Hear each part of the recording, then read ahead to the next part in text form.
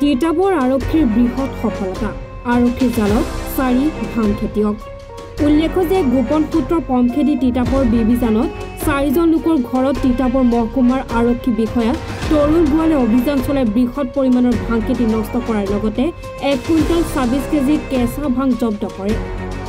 ভাং খেতিৰ লগত জড়িত 4জন ক্ৰমে নয়ন দাস মনজিত দাস আকাশ দাস আৰু ইন্দ্ৰেশ্বৰ দাসক আটক কৰিছে আৰক্ষীয়ে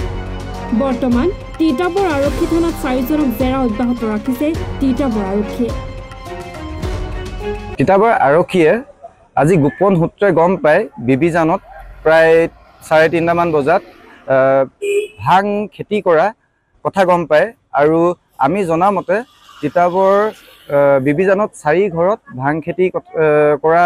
তেখেতে দৃষ্টিগোচৰ হয় আৰু তেখেতে সকলো ভাং নষ্ট কৰি পিনি তেখেতে 4জন মানুহক আটক কৰিছে বৰ্তমান আৰু তাৰ বাবে আমি তিতাবৰ ৰাইজে ধন্যবাদ জনাইছো আৰু পৰৱৰ্তী সময়ত আমি তিতাবৰ মহকুমাৰ আৰক্ষীক